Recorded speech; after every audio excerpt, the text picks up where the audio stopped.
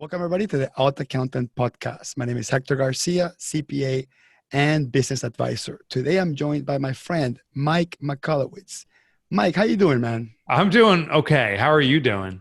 Yeah, I think okay, and I would say compared to many folks, are probably more than okay because Yeah. my type of business is the one that you could work from home. As a matter of fact, I worked from home for many years. So it was a simple adaptation for our business to work from home and work remotely. But I wanted to quickly introduce you, Mike. So the last book that you wrote is called Clockwork. Hmm. But you have 6 books in total, correct? Is it six? That's correct. Six, including the next one that's coming out in April, which is called Fix This Next, and we'll focus our conversation around that book. But Yep. I wanted to, for the folks that probably haven't heard of Mike's famous book was The Toilet Paper Entrepreneur. Right? Yeah. That's kind of like the one that got him into the entrepreneur scene. And you mind giving us a 30-second Reader's Digest of what that book's all about? Yeah. So it was my first book. And what I came to realize, it was the lack of resources that actually makes entrepreneurs more innovative and consistently more successful.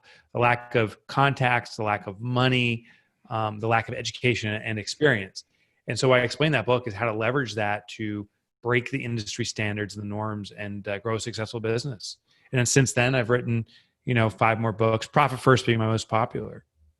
Yeah, so Profit First, which the book, I'll summarize it to pay yourself before you spend money for your business, right? Pretty much. That's it. In a nutshell. And the book is mostly around convincing you that you need the mindset of you need to reward yourself as a business owner first.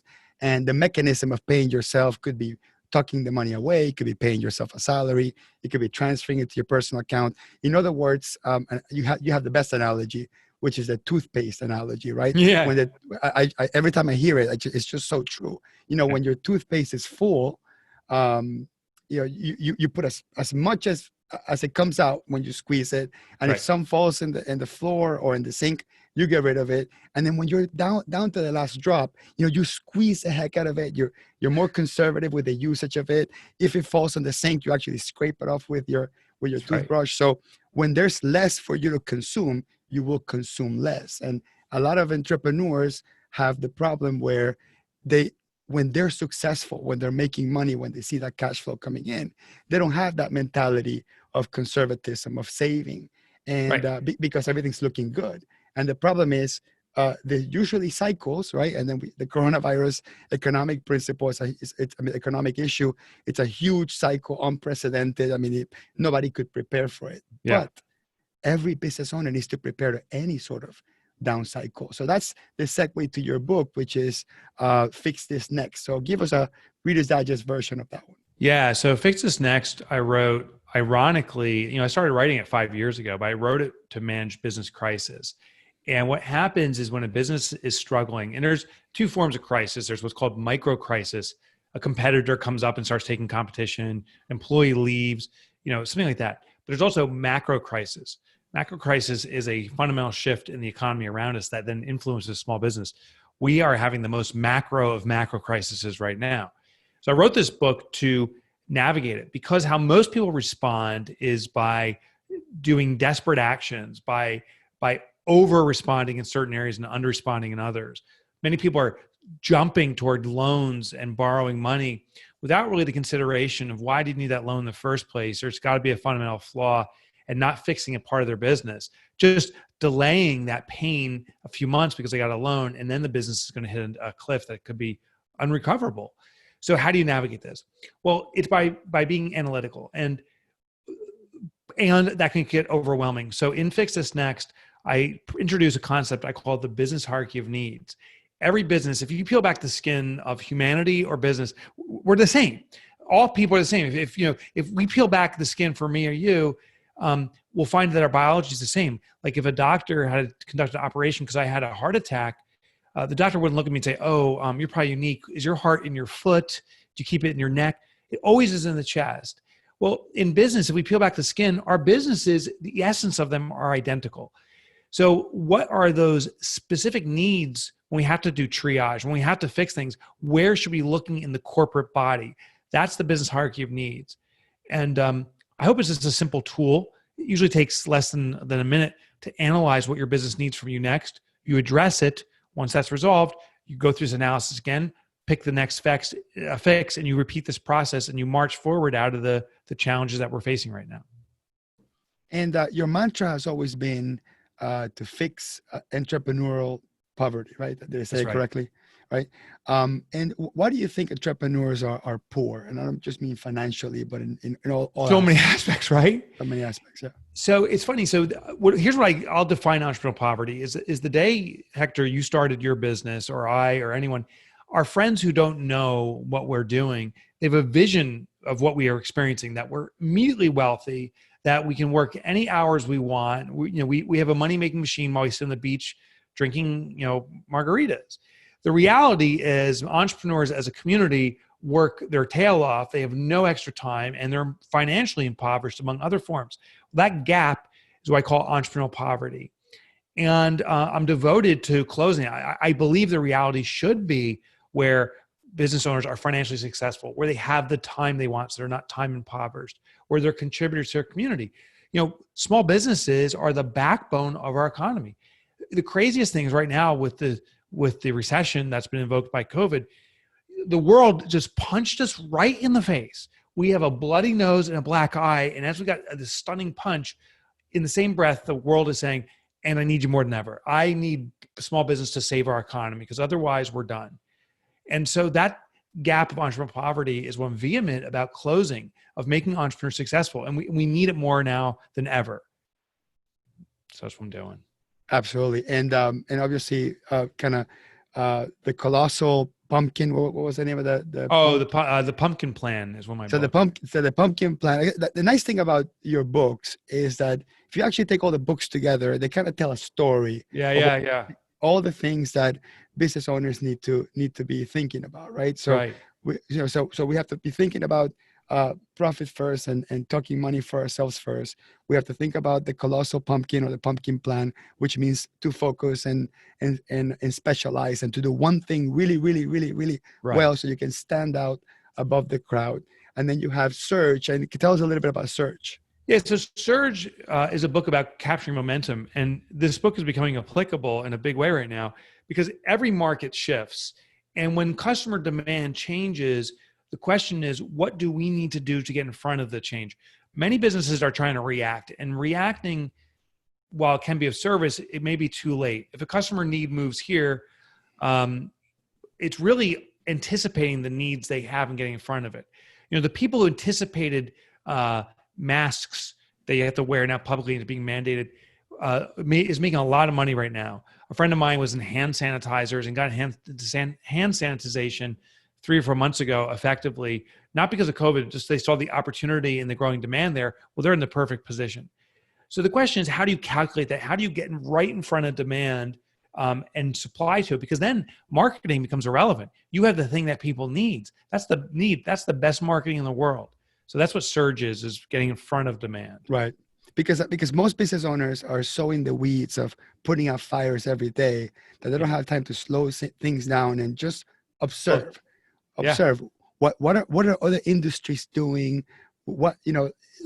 Many companies that are not in the transportation business or in the taxi business fail to see all the great things that Uber has done to transform their industry. And you're starting to see little pieces of Uberization of other industries. And if you are not paying attention, somebody else will do it before you, and then your business becomes obsolete. So I think one of the lessons to learn from there is, I know you're busy. I know you got to take care of business, whatever your business is, but you always have to sort of build in a little bit of buffer time just to study, research the markets.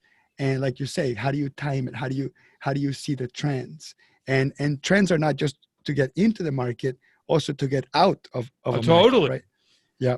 Totally. And then your next book, which is, I did read that one because Search I didn't read, but it's Clockwork, which is all about building, the business is not an extension of you. The business should be a system, an operating system that has auto feedback loops that kind of feed each other and help each other function.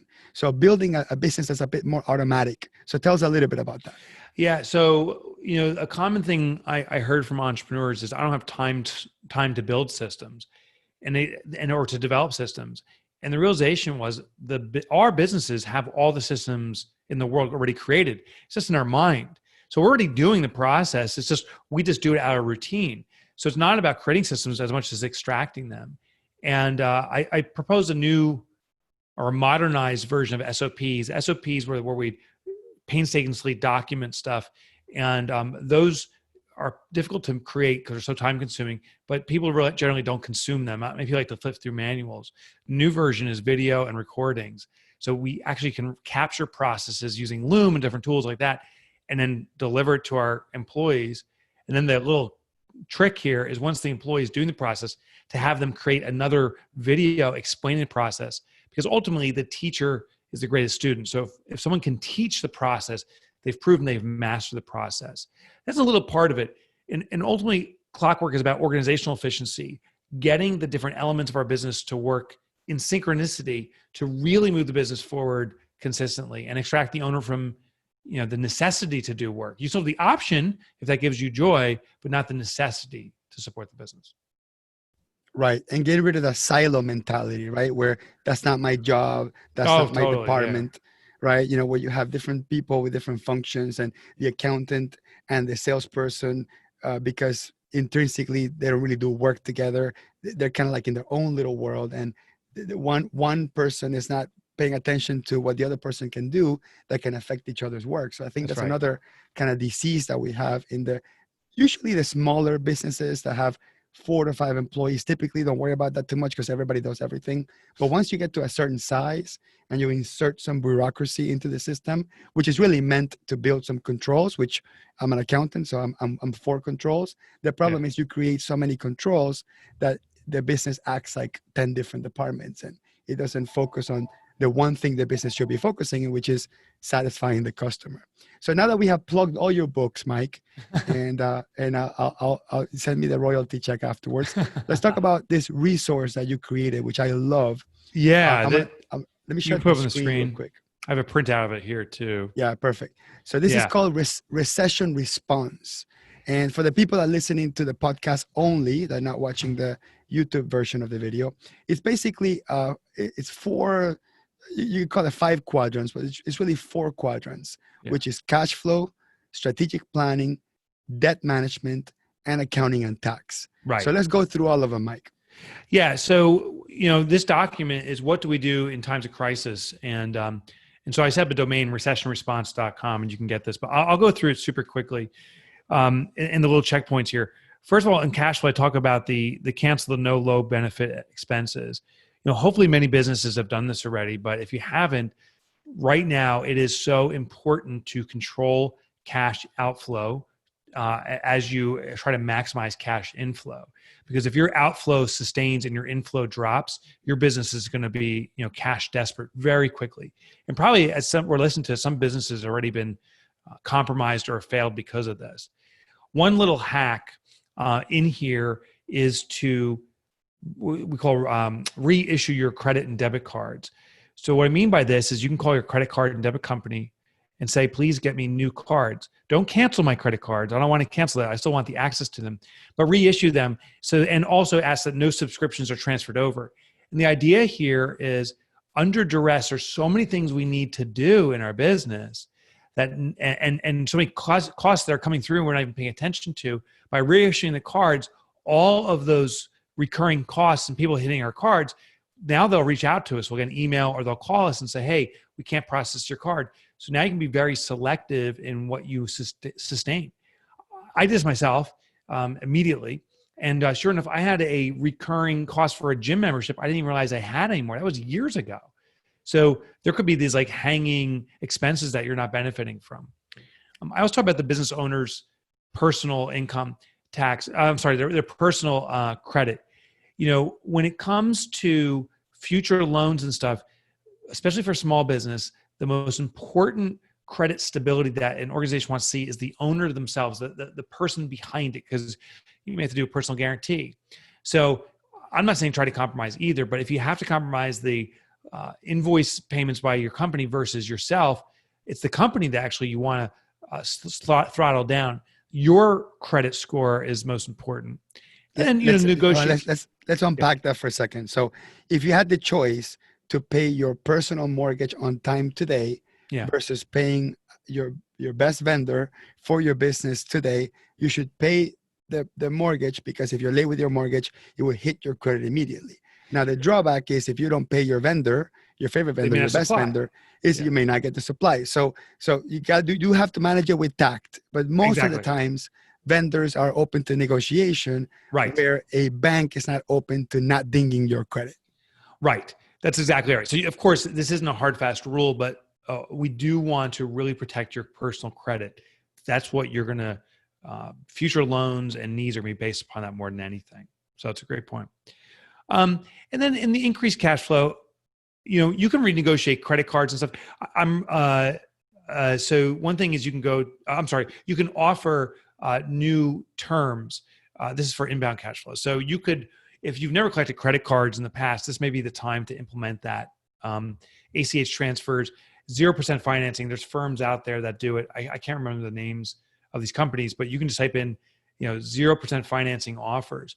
And the idea is, can you sustain some of your offerings, but offer new payment terms or payment methods so that it reduces the immediate impact on your clients?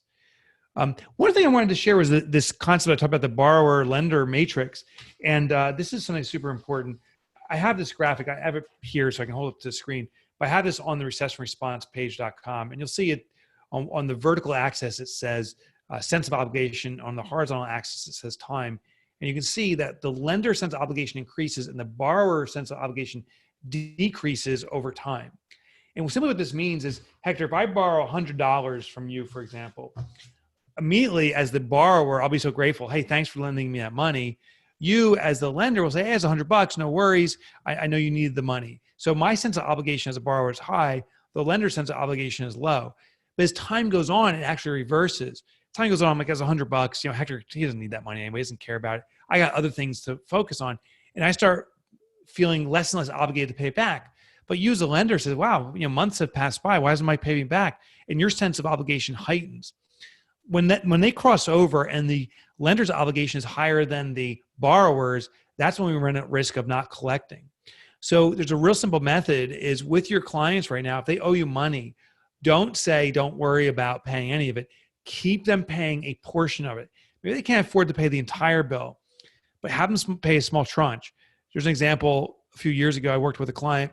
They were owed $25,000 from their client. Client wasn't paying. Well, we called them up and simply said, what can you afford to pay on a weekly basis? And they said, we don't know. We said, well, could you afford a penny, right? And they said, well, of course I can afford a penny. Can you afford $1? Of course. $100? Sure. $250? Ends up $250 was about what they could afford on a weekly basis. So we said, great, every Monday sends $250. What that does is it kept them heightened as a sense of obligation.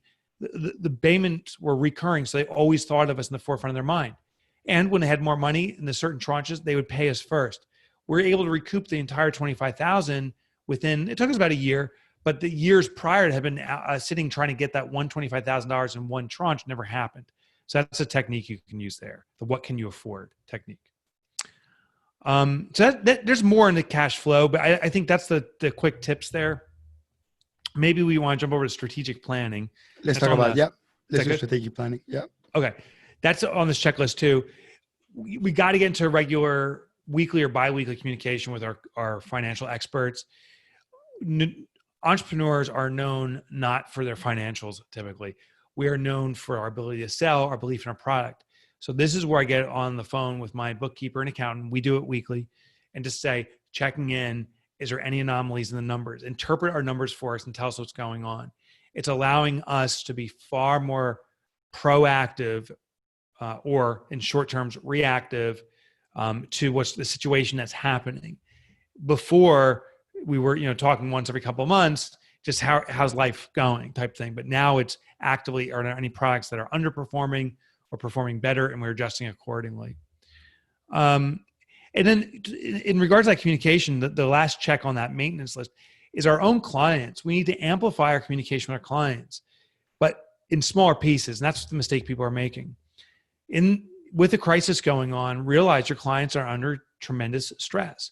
So they need to hear from you, simply to know you're present, but don't give them a diatribe email or phone call that overwhelms them. I own a Chevy car, and I got an email from Chevy that's like 15 paragraphs long on their recession response. And, 2 sentences into it, I'm like, oh my God, this is overwhelming me. Actually disenchanted me with Chevy that they're burdening with me when I have other issues going on. If they simply said, we're here and available for you, that's what I'd like to hear. And that's the best communication, is short communications where you say to your clients, we're here, we're ready to serve you. And then maybe the next day or two, you say, here's something that may help you. And then the next day, something again, here's something that may help you, but very small bite-sized pieces. That's the right thing. The other thing not to do is bury your head in the sand. I had one client of mine, or actually one vendor of mine, just disappear. And I don't know where they are. I thought they went out of business, but no, they're still around. They had no communication. So small bite-sized pieces. And then I put in strategic planning growth opportunities here. There can be some opportunities in tweaking your business offering to match what people need now. You can maybe bolster or start serving clients that are going in the more into the black right now. So some recession-proof businesses are vice type businesses: alcohol, tobacco, gambling. Another one is funerals never go away. Are there markets that you can start catering to? Also, there might be some what I call bold moves. And the reason I put bold in quotes is maybe it's not that bold after all, but there may be some acquisition opportunities where that competitor of yours just says, you know what, we're done, let's give up. And you can go to them and say, listen, I'm not going to pay you cash for this because we're in such a volatile time, but I will acquire your client base from you. We'll track it and I'll give you a percentage of the proceeds. So there's some kind of, nice moves you can make there in managing, opportunities in this environment. You want to move on to debt? Yeah, let's talk about that. Perfect. Debt management. So a couple rapid fire things you can do is I really want to challenge people on taking on debt, even though the government is handing out money. I'm doing air quotes around that because they're not necessarily, they're giving out loans. I see businesses devoting a lot of time trying to get loans processed. But if you need to borrow money, realize a loan is a loan. That means there's something fundamentally flawed in your business that if we can resolve that, it's better than getting money. The other thing is a loan will have to be paid back. So if you borrow money, even at zero interest, you still have the responsibility to pay back that principal. So you're covering maybe something flawed in your business now, you will have to pay for it later. And that will be a painful time. So I'm not a big fan of loans. Now I realize the government may also be giving out some free money to cover payroll and stuff like that. There may be appropriate times to use it, but just be very, very careful. A loan for me is usually the last thing I want to consider. You can renegotiate debt terms for sure. Reach out to your credit card company that say, listen, COVID's affecting me. You're charging me 15% or 20%. I need a better percentage rate, or I got to find a different credit card company. And, they may respond to that pretty effectively. You can consolidate and refinance possibly. Also know the difference between debt bridging and debt leveraging. Debt leveraging is where, Hector, if I borrow $100 from you, I am leveraging, use that money to make $200 in a predictable period of time. So I plan to double my money in 6 months or 2 months. And the power behind this is now I know if I borrow money from you in 2 months from now, that $600, or the money I get returned, I should say, I can give you your $100 back plus interest, plus make money for myself.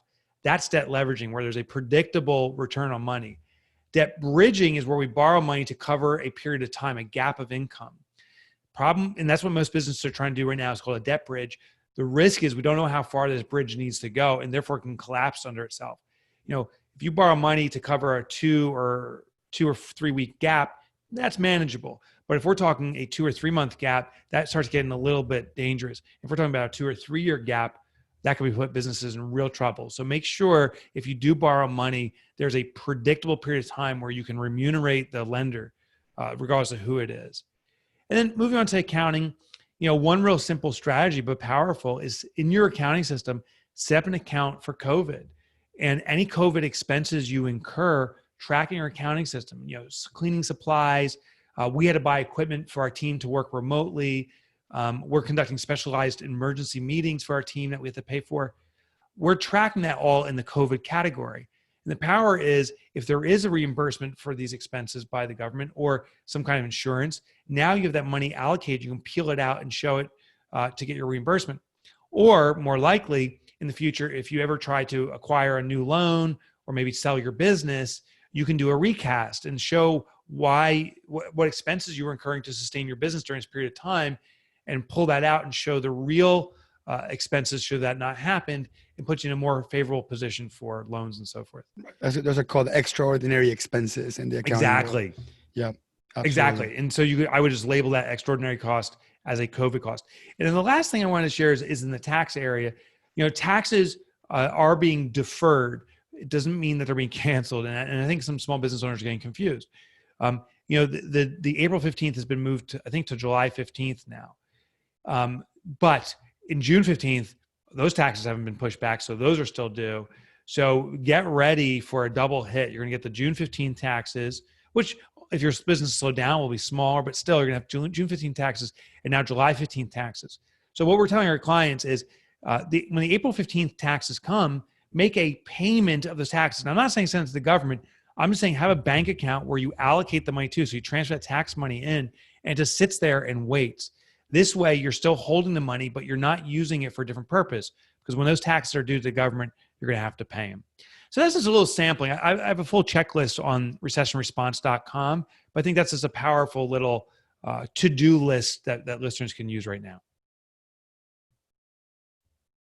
Oh, you're muted, just on my side.